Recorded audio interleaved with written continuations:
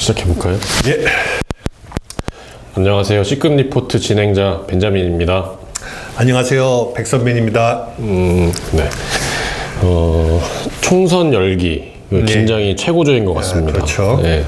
이 방송이 나갈 때쯤이면은 여론조사 공표도 금지되고, 그 다음엔 사전 투표가 진행이 되고 있거나, 예. 아니면 사전 투표가 끝났을 시점일 것 같은데. 예.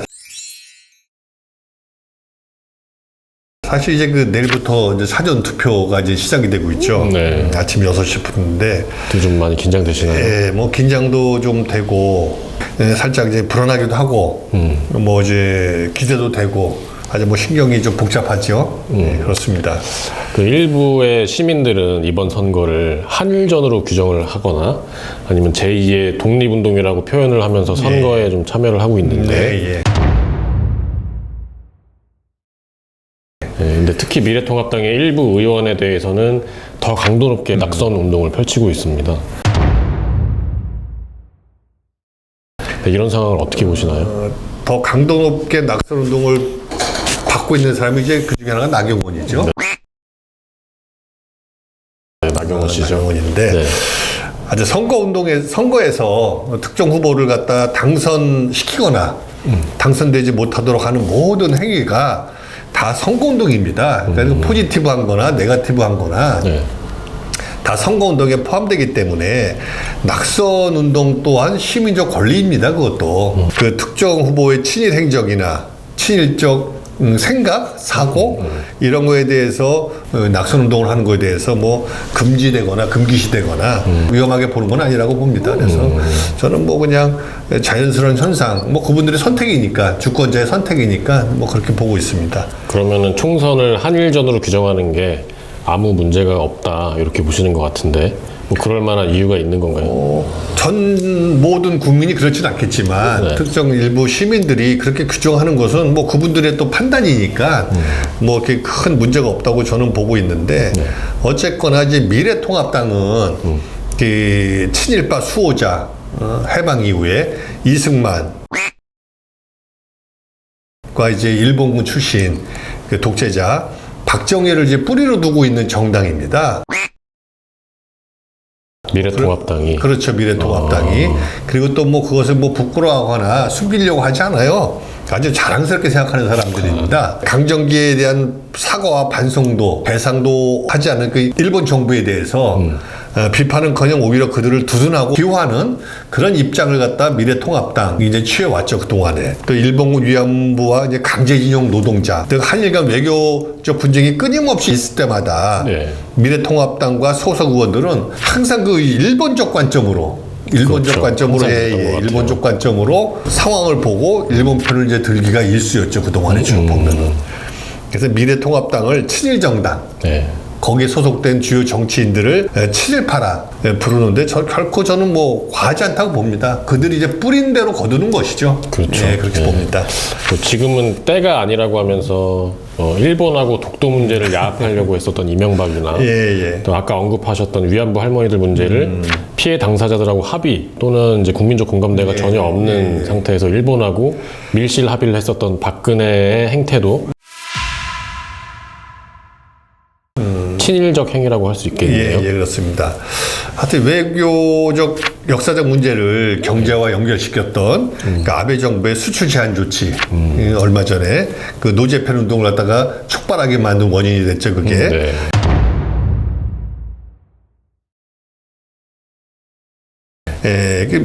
그 상황에서도 이제 미래통합당은 일본 입장을 두둔하게 바빴습니다. 그렇죠. 그래서 지소미아 연장 불가로 대응한 우리 정부에 대해서는 또 비방을 했어요. 그래서 우리가 일본하고 저 껄끄러운 관계를 가지면은 마치 우리가 큰 집에 대해서 대항하는 듯한 이런 인상을 갖는지, 오히려 이럴 때는 외교적 문제에 대해서 서로 하나의 여야 간의 정쟁을 하더라도 서로 이제 힘을 모아야 됨에도 불구하고 끊임없이 일본 편을 들어왔다는 것이죠. 적은 친구가 아니라 제가 볼 때는 그저 이 사람들이 친일적 성향이 있는 거예요. 그 안에, DNA 안에. 그래서 저는 그분들에 대해서 하여튼 DNA가 일본 사람이다. 그러니까 토착외구라는 말이 그냥 어떤 그러니까 정치적 수사가 아니라 뭔가 좀 그 사람들의 어떤 정체성 아닌가 저는 뭐 그렇게 좀 보고 있습니다.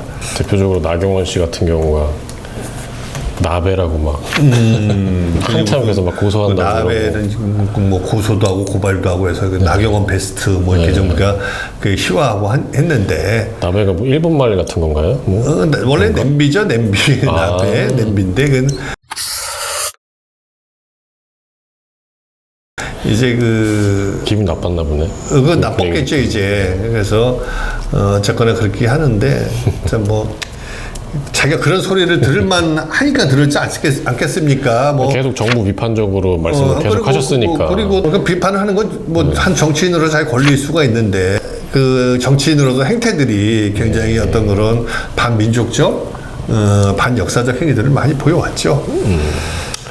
그러면 이번 총선을 한일전 또는 제2의 독립운동, 토착 외구 박멸 전쟁으로 부르는 것도 무리가 아닐 것 같은데 진행되고 있는 총선의 흐름은 어떻습니까? 제가 보기에는 수도권을 중심으로 네. 한 50개, 60개 곳이 지금 이제 뭐 박빙 지역이라고 하는데 제 생각에는 대부분 이제 민주당 후보들이 승리하리라 보고 있습니다. 뭐 근소한 차이긴 합니다만은 네. 지금 또 어떤 그 접전 지역, 이슈 지역에서는 대부분 좀 민주당 후보들이 앞서 있습니다. 뭐 근소한 차이긴 합니다만은 그리고 또 당초 이제 미통당이 이게 싹쓸이 할 거다 네. 이렇게 이제 예상됐던 비례의석도 그 더불어시민당하고 열린민주당이 뭐 일부 너무 과열되는 거 아니냐 하는 지적도 있습니다만은 그래도 선방을 해서 네. 한 47석 중에 한 25석 이상은 차지할 걸로 좀 저는 지금 예측을 합니다.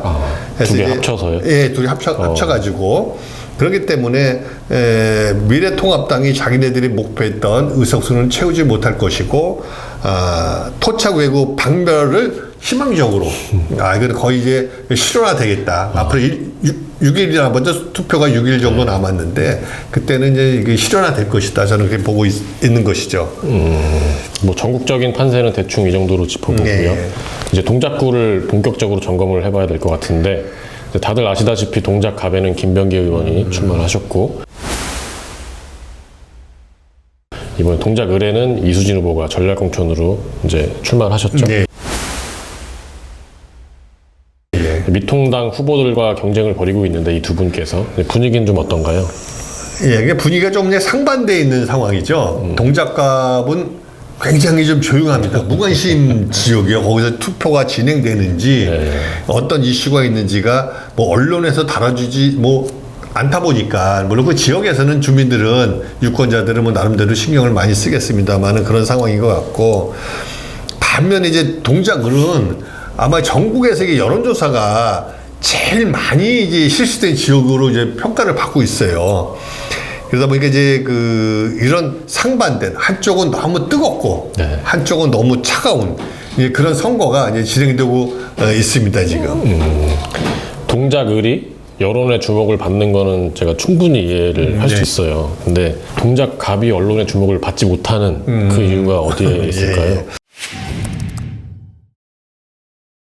근데 선거구가 모두 한 253개가 되지 않습니까? 네. 253개인데, 그러니까 언론에서 이제 모든 지역을 다 뭐 이렇게 취재원으로 삼거나 관심을 갖기에는 좀 너무 이제 이게 많아요. 그러다 보니까 이제 특정한 이슈 선거구가 지역, 많아서 선거가 많고 사람들이 관심 안 갖는 지역들도 있는 거거든요. 그러니까 모든 것을 다 취재하거나 여론조사하기는 좀 어려우니까 결과가 쉽게 예측되는 지역들. 또는 그 후보 간의 경쟁이 크게 이슈와 사람들이 관심이 없는 지역들에 대해서 이제 크게 언론도 관심을 안 갖는데 아마 동작갑이 너무 결과가 쉽게 예측돼서 그런 거 아닌가, 승패가. 저는 그렇게 보고 있는데, 김병기 의원은 이제 국방안보 전문가로서 굉장히 신중하고 균형 잡힌 의정 활동을 지난 4년간 해왔습니다. 뭐 남한테 막말을 한다거나 국회 폭력 사태에서도 그렇게 가볍게 움직이는 그런 행태를 보여주진 않았습니다. 김병기 의원이. 맞아요. 그리고 또 뭐 대방동에 군사시설, 그래서 군사시설이라 하면 이제 3군 총장 공관이 거기 있죠. 해병대 사령관 공관도 거기 있고, 이런 것들에 대해서 이전을 갖다가 3년 동안의 노력 끝에 성사시킨다든지, 그리고 또 이제 노량진 일원에 있는 그 동작구청하고 동작경찰서를 갖다가 장승배기 역으로 이제 이전시키는데 꾸준한 노력을 갖다가 기울였다든지 하는 이런 그 능력, 지역 발전에 대한 능력과 되게 조용히 하셨는데 그렇죠. 뭐 되게 많이 하셨는데 큰 걸 많이 하셨는데 이게 대표적인 사업 결실이고 실제로 한 일이 많이 있습니다. 요란스럽게 하지 않고 홍보를 막 드러내지 않아서 그런 거지 이분 성격이 그래서 그러면 좀 이런 걸 갖다 주민들이 높게 이제 평가하는 것 같아요. 아 이분은 약속을 잘 지킨다. 뭐 100% 지키지는 못할 수도 있겠지만은 그래도 좀 노력을 하고 있다. 아직 끝나진 않았지만 이런 평가들을 동작갑 에 있는 주민들이 하는 것 같고 한마디로 이제 약속을 지키는 정치인, 능력이 있는 정치인 이게 그런 신뢰를 좀 받고 있다고 저는 이렇게 보고 있습니다. 반면 이제 상대 후보가 장진영 씨, 이제 국민당, 뭐 바른미래당, 미래통합당을 이제 전전하는 그러니까 속칭 이제 철새 정치인의 이미지를 강하게 갖고 있죠. 그러다 보니까 오로지 내가 국회의원 되겠다. 저기 집념은 이제 이해하는데.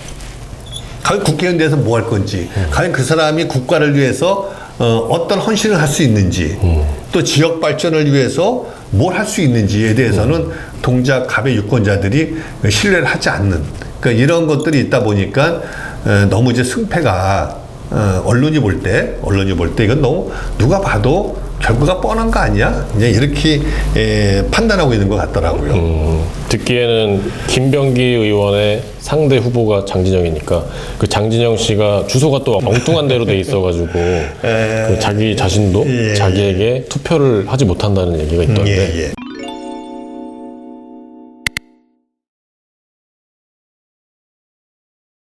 하여튼 동작갑에 출마한 그 장진영 후보의 주소지는 동작을지역으로 되어 있습니다. 동작을지역으로 되어 있는데 선거 때 이제 자기가 아니라 자신이 아니라 이제 나경원을 찍으러 가야 되는 이런 상황인 것이죠. 뭐 나경원이 아니라 또 이순신 후보를 찍을 수도 있겠지만 본인 판단에 잘은 모르겠습니다만은 하여튼 자기도 자기를 안 찍으면서 자기도 자기를 못 찍으면서 주민들에게 나 좀 찍어달라고 이렇게 부탁하는 것이 좀 민망한 상황인 것 같습니다. 그 주민들도 거기에 대해서 좀 안 좋게 보는, 처음에 몰랐는데 이런 것들이 알려지면서 좀 실망하는 주민들이 점점 늘어난다고 그렇게 얘기들을 하더라고요. 뭐 언론사 여론조사가 전혀 없으니까 우열을 가늠하기가 너무 어려운 것 같은데 이거 좀 답답한 선거 아닌가요? 이거 그러면? 그렇죠. 그렇긴 하죠. 그 언론사에서 하는 여론조사가 나오면은 그 주민들도 그러고 그 후보나 캠프도 그렇고 우리가 얼마나 이기고 있다. 또는 이제 어떤 연령대에서 이기고 있다. 어떤 지역에서 이기고 있다. 이런 걸 알게 되면은 그 반대되는 내 열세 지역 열세된 연령층 이런 데 좀 더 공략을 할 텐데 이제 그게 없다 보니까는 좀 답답하긴 하죠. 그러나 이미 이거는 이제 당이나 후보 캠프에서 나름 여론조사를 합니다. 여론조사를 해서 후보들은 이미 자기가 얼마큼 지고 있다. 또는 얼마큼 이기고 있다는 것을 개략 알고 있습니다. 이미 이제 공표를 하지 않는 그런 여론조사다 보니까 그런 건데 그 성대시장에서 김병기 의원이 유세하시는 것을 그러니까 그게 아마 선거 시작하고 첫 유세라고 하는 것 같아요. 그때 한번 가서 이제 본 적이 있는데 그 캠프에 있는 그 시의원들, 구의원들 그리고 또 그 같이 하는 선거운동원들이 너무 에너지가 넘치는 거예요. 너무 이제 밝게 웃으시고 그게 인위적으로 만들어지는 게 아니거든요. 그래서 이 캠프가 진짜 살아있구나. 김병기 의원이 상당히 앞서간다는 그런 주변의 평가, 소문이 그냥 어떤 그런 근거 없는 게 아니구나. 뭐 저는 그런 생각을 하게 되는데 그리고 또 이 상대를 갖다가 좀 음해하거나 고소나 고발하는 후보들은 대부분 지고 있는 후보들입니다. 그 지고 있는 걸 스스로 알기 때문에 무리하게 상대를 비방하거나 상대를 이제 고소고발하는 경우가 있는 것인데, 뭐 갑 쪽에서는 좀 비방이 좀 있는 것 같고, 김병기 의원에 대한. 을 쪽에서는 이제 어젠가요? 이제 나경원 후보가 이수진 후보를 이제 고발을 했죠. 고소인가 고발인가 했는데 하여튼 이런 것들이 뒤처지고 후보들이 보이는 이제 반응들이죠, 그게. 그 SNS에서 동작갑 선거구가 민주당 우세 지역이라고 제가 분류되는 도표를 봤는데 그 여러 정황과 그 지역 분위기를 봤을 때 김병기 의원이 그냥 무난하게 당선이 될 것 같은데 어떠세요? 그 주변에 있는 여러 선거구들 중에서 유일하게 이제 그 동작갑 선거구 김병기 후보만이 그 민주당 우세 지역으로 표시가 됐더라고. 오히려 그동안에 관심을 받았던 주변의 다른 지역들에 비해서요. 지금 여론조사일 뿐입니다. 지금 상황에서 우세한 거는 분명하지만 누가 과연 자기 지지자를 갖다가 투표수에 많이 끌어내느냐, 많이 투표하게 만드느냐, 이게 이제 그 승패에 이제 관건이 달려 있는 것이죠. 그래서 김병기 의원 지지자들이 만약에 이번 선거 끝났어. 뭐 굳이 그냥 뭐 요즘 코로나다 뭐다 해서 사회적 거리두기도 있는데 뭐 다 이긴 선거 때 뭐 투표까지 해. 그냥 귀찮은데 말지. 만약에 이런 방심을 하게 한다면은 그거는 이제 진짜 불행한 결과를, 뜻밖의 결과를 갖고 올 수 있다. 그냥 그렇게 생각하고 아마 김병기 후보나 김병기 그 캠프도 여기에 대해서 굉장히 걱정을 좀 많이 하지 않겠나. 그런 생각을 하고 있습니다. 이제 아시다시피 내일부터 이제 그 사전 선거가 시작되지 않습니까? 김병기를 당선시키려고 하면은 진짜 이제 일하는 국회를 원하신다고 하면은 더 이상 싸우는 국회가 아니라 그러면 내일부터 가서 기호 1번 김병기를 꼭 찍으셔야 합니다. 이게 동작갑 지역이 그 근소한 차이로 항상 민주당 후보가 당선되던 지역이기 때문에 그렇죠. 그래서 투표가 굉장히 중요할 것 같아요. 네, 그렇습니다. 이게 방심하면은 큰일 나는 상황이 생길 수 있으니까 꼭 그렇죠. 투표를 하셔야 될 것 같습니다. 예. 다음은 동작을 지역을 한번 훑어보겠습니다. 어저께 나경원이 이수진 후보를 고발했죠. 고발 내용이 뭐고 나경원이 이수진 후보를 고발한 그 의도는 뭘까요? 어제 고발한 내용은 이제 공직선거법상 이제 허위사실 공표를 갖다가 이유로 이제 고발을 했습니다. 허위사실 공표. 그 이수진 후보가 자신이 이제 법원 블랙리스트에 올랐다. 그 허위 사실을 주장했다 이거죠. 사실 블랙리스트에 안 올랐다. 근데 2018년도에 이수진 판사가 검찰에 소환돼서 조사를 받습니다. 참고인 조사를 받는데 당시에 이제 조사를 받은 사유가 인사평점과 사무 분담, 업무에 대한 분담. 피해자로 조사를 받은 거예요. 그러고 나서 얼마 안 있어서 바로 이제 언론에서 블랙리스트 명단이 쭉 막 발표가 되고 하는 겁니다. 근데 자신은 자기가 이제 검찰에 불려가서 당신이 이러이러한 피해를 봤다 하고 하니까 내가 진짜 그 말로만 듣던 법원 내 블랙리스트에 올라가 있나 보다. 검찰이 어디서 그거를 조사를 했겠습니까? 그냥 아무나 그런 게 아니잖아요.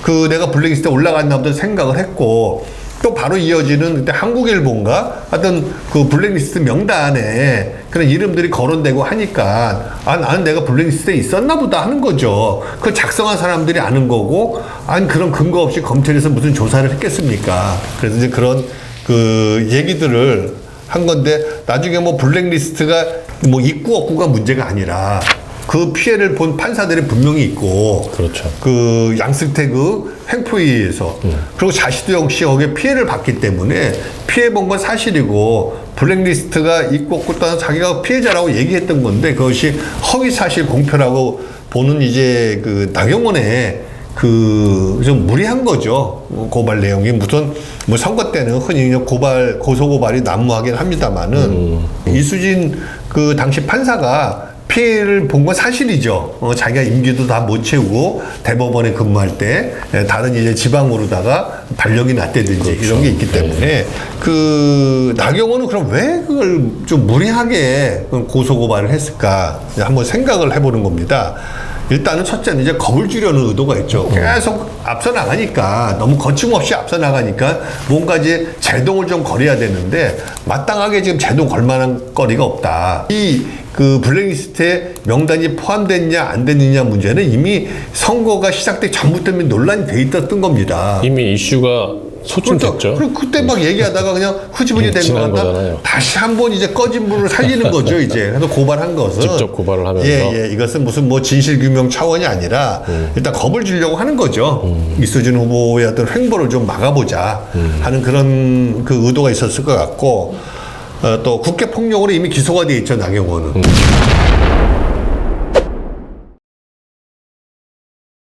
패스트트랙 관련해가지고. 네.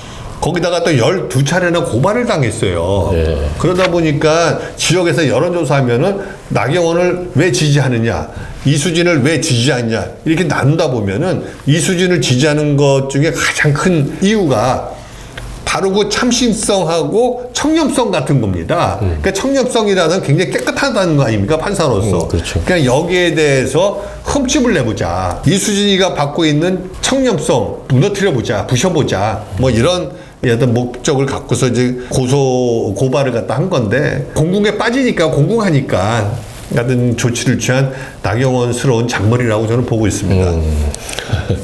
최근에 이수진 후보가 나경원 후보한테 지는 여론조사가 나왔습니다. 그 예전에 예비 후보 때인가 그때는 이제 중앙일보에서 조사한 여론조사에서 이수진 후보가 나경원 후보한테 0.4% 차로 이제 그랬었죠. 예. 뒤지고 있었던 그런 예. 결과가 있었는데, 그 이후로는 이제 계속 이기다가 이번에 또 처음 지는 여론조사가 나왔어요. 예, 이수진 후보 지지자들, 이 분들께서 가슴이 철렁 내려앉았을 것 그렇죠. 같은데. 왜냐면 계속 너무 앞서 왔어요. 한 10여 차례 정도 된 것 같은데, 그 모든 여론조사에서 계속 이제 이겨왔기 때문에 나경원 캠프나 나경원 특히 지지자들 사이에서는 이번 선거 우리가 이겼다. 이런 어떤 조금의 그 자만심 같은 것도 있었겠는데, 이거 하고 나서 그 다음날 이제 그 문화일보인가요? 문화일보 여론조사죠. 또 이수진 후보가 12.9%나 앞서는 결과가 나왔어요. 아, 그 다음날 조사한 여론조사에서요? 예, 그러니까 이게 뭐 하루는 3.2% 갖다 나경원이 앞섰는데, 네. 그 다음날 해보니까 12.9%는 제법 차이가 크죠, 이거는. 이상한데? 예, 이거는 또 이수진 후보가 앞서는 게 나오는 거예요. 그러니까 사람들이 혼란스럽죠. 이거 도대체 뭐냐? 아니 뭐 이게 여론조사야? 이렇게 이제 의문을 제기할 수가 있는데, 이건 여론조사할 때 이제 표본 추출 방식과 이것이 이제 ARS에 의한 거냐, 아니면은 이제 직접 면접에 의한 거냐, 이런 차이가 좀 있는 겁니다. 그래서 이수진 후보가 지는 그 여론조사는 유선전화, 그러니까 집전화 비율이 30%가 이제 넘는 그런 집전화로가 주로 이제 많이 조사를 한 것이죠. 아, 집에 계시는 분들이 그러니까 집전화를 집전화는 주로 누가 쓰냐면 이제 집에 계시는 노인분들이나 또는 각종 상점들, 상가들. 상가들은 주로 이제 집전화를 많이 쓰게 되죠. 이제 배달도 오니까는 그런 걸 많이 쓰게 됐는데, 이런 거에 대해서 표본 추출을 최근에는 아무리 많아도 집전화 비율이 20%를 넘는 경우가 그렇게 많지 않습니다. 되게 보면 뭐 10%, 15% 정도로 갖다가 잡는데, 또 하나는 이제 응답 방식, ARS 방식이냐, 또 전환 면접 방식이냐, 이런 것도 차이가 있는 겁니다. 최근에 참 이 동작 을지역이 재밌는 게, 이게 관심 지역에 하다 보니까 여론조사가 엄청 와요. 웬만한 사람들 여론조사 전화 안 받아본 사람이 없을 정도로. 저도 옵니다. 여러 번 받았어요. 예, 그러니까 사람들이 특히 나이 드신 분들이 이걸 갖다가 이제 속이는 경우가 생겨요. 속인다고요? 젊은 사람도 그럴 수 있겠지만은, 왜냐면 전화할 때 QI 연령대는 몇 살입니까 나오지 않습니까? 내가 뭐 50대 혹은 60대로 갖다 하면은 죄송합니다, QI에 뭐 표별은 다 찼습니다 하든지 전화가 끊겨버리는 거예요. 더 이상 뭐 진행이 안 돼. 응답률이 좀 이렇게 고령자들이 높아요. 청년층이 좀 낮고, 이러다 보니까는 고령자들이 뭔가 자꾸 더 내가 의사를 표현하고 싶은데 잘 안 돼. 그냥 나이를 속이기 시작하는 거다 보니까. 내가 60세인데도 불구하고 내가 이제 20살, 30살로 막 나이를 낮춰버려요.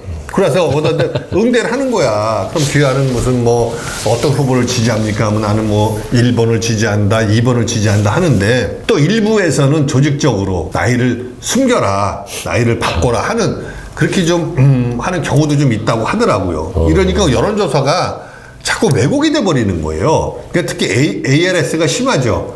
면접 같은 경우에는 그 웬만큼 간땡이가 크지 않으면은 내가 목소리만 들으면 대충 알지 않습니까? 물론 요즘 나이 드신 분들도 뭐 목소리가 싱싱한 분들 많은데, 근데 거기다 대놓고 차마 한 70 먹은 노인네가 나 뭐 20살 먹은 애다 이렇게 하기가 참 좀 어려워요. 그러다 보니까는 솔직하게 말하는 경우가 많은데 이런 일이 자꾸 생기다 보니까 여론조사가 자꾸 왜곡이 된다. 예, 이제 이런 말들을 갖다가 실제 여론조사 기관에 근무하시는 분들도 그 고충을 뭐 토로한다고 하더라고요. 예, 이러다 보니까는 여론조사가 들쑥날쑥하다. 어쨌거나 제가 봤을 때는 집전화 비율이 적고 전화 면접 방식으로 했을 때 이수진 후보의 지지율이 높은 편이다. 어느 게 더 정확한 민심에 대한 검증이냐 봤을 때는 저는 그래도 그 전화 면접 그리고 집전화의 제한 10%에서 20% 사이로 좀 제한하는 것이 더 확실한 여론조사 아니겠느냐 저는 그렇게 보고 있는 편입니다. 이제 뭐 여론조사를 속이는 지경에까지 갔네요. 거기까지 갔네. 그럼 이제 선거 결과는 어떨까요? 지금까지 뭐 10수 차례 여론조사가 이제 진행이 됐어요. 진행이 됐고, 뭐 한두 번의 그 예외적인 상황을 제외하면은 이수진 후보가 다 앞서는 결과를 갖고 왔어요. 그 차이가 좀 있긴 합니다만은 그 일부 여론조사를 속이는 이런 행위가 있다고 하더라도 결과 모두를 부정할 만큼의 것은 저는 아니라고 봅니다. 한마디로 이수진 후보의 압승을 확신합니다. 그럼에도 불구하고 아까 앞전에 김병기 의원 때도 말씀드렸습니다만은 어느 후보가 자기 지지자를 역시 투표소에 많이 불러내느냐. 아무리 그 여론조사 지지율이 높아도 투표를 안 하면 그냥 그게 말짱 도루묵 아니겠습니까? 그래서 후보가 지금도 계속 독려하고 있죠. 사전투표가 내일이다 보니까 투표해주세요, 투표해주세요 하고 있는데 어떤 여기서 자기 적극적인 지지층을 투표소로 불러내는 것이 꼭 필요하다. 이렇게 보고 있습니다. 여론조사가 제가 그 나경원이 질 것이다. 이수진이가 이길 것이다. 이렇게 확신하는 이유는 물론 이제 가장 그 기반에는 이제 문재인 대통령에 대한 높은 지지율이 받침이 되고 있습니다. 그렇죠. 근데 문재인 대통령 지지율이 아무리 높다고 해도 모든 후보가 그 혜택을 보는 건 아닌데 특히나 이수진 후보가 신인임에도 불구하고 나경원을 상대로 해서 10% 이상 이기는 결과를 자꾸 도출하는 것은 와보니까 여기 지역에 다녀보시면 압니다. 하여튼 나경원에 대한 실망과 혐오가 너무 커요. 그렇죠. 뭐 그럴 수밖에 뭐 없죠. 이수진이 이뻐서라기보다도 초창기 때 이제 점점 이수진 후보에 대한 그 매력과 진정성과 그 능력을 이제 인지하기 시작했습니다만은 선거 초반에는 나경원이 싫은 거야. 이런 소리는 다니는데 많이 듣습니다. 많이 들어요, 이거는. 또 최근에 와서는 뭐 장애인 딸을 앞세우거나 하는 이제 또 이수진 후보를 고발하거나 이런 행태들이 이제 겹치면서 그 나경원에 대한 혐오, 실망이 더 깊어지는 것 같아요. 그리고 나경원 뭐 솔직히 가서 뭐 6년 동안 한 건 뭐 있습니까? 맨날 그냥 서울시장이 한 거, 구청장이 한 것도 다 자기가 한 거라고 하고 있고 요즘은 또 가면서 또 뭐 투표지가 50cm가 되냐 안 돼. 이게 왜 이걸 문재인이가 이런 잘못된 투표지가 50cm면 어떻습니까? 5m면 어떻고 자기가 더 좋아하는 번호를 찍으면 되는 거지. 별걸 다 트집을 잡아가지고 그러고 다니는 모양이에요. 이러다 보니까 그 사람들이 이제 한두 번 속았으면 많이 속아준 거 아닙니까? 이제는 사람들이 더 이상 속지도 않고, 나경원 쟤는 찐쩍 꼴보기 싫다. 입만 열면 거짓말이다. 6년 동안 못한 거 지금 4년 더 준다고 할 수 있겠느냐. 뭐 이런 얘기들을 하고 있다고 하는데, 어쨌거나 이런 것들이 모여서 문재인 대통령의 지지율, 그 다음에 나경원에 대한 혐오, 그 다음에 이수진에 대한 알게 되는 매력들, 이런 것들이 어우러져 가지고 저는 이제 이수진 후보의 압승을 저는 압승이라는 건 여기서 한 20% 정도? 20%나. 그럼요. 저는 이제 격차를 벌릴 수 있을 거다 이렇게 좀 보고 있습니다. 지난 6년 동안 나경원의 위선 그리고 무능에 실망하신 분들이 워낙 많기 때문에 동작구 주민들이 많이 실망해가지고 나경원에게 등을 돌리고 있는 이런 상황인데 그렇죠. 요즘에 이제 보면은 또 왜? 뭐 이런 말들이 동작구 내에 굉장히 많이 들려요. 그렇죠. 여기저기서 들리는데 나경원을 찍겠다고 하는 몇몇 주민들에 대해서 이웃들이 그 주변에 계신 분들이 핀잔을 주는 그런 소리라고 합니다. 왜 걔를 왜 찍어? 그렇지. 왜 또? 야, 또 속아 이런 거 아닙니까? 맞아요. 10일하고 11일은 사전 투표일이에요. 내일하고 내일 모레인데. 예, 그렇습니다. 15일은 본 선거일입니다. 4월 15일이요. 근데 16년 만에 민주당 국회의원을 뽑아서 일하는 국회, 또 발전하는 동작을 만들기를 기대합니다. 이만 마치도록 하겠습니다. 인사 한번 할까요? 감사합니다. 감사합니다. 예.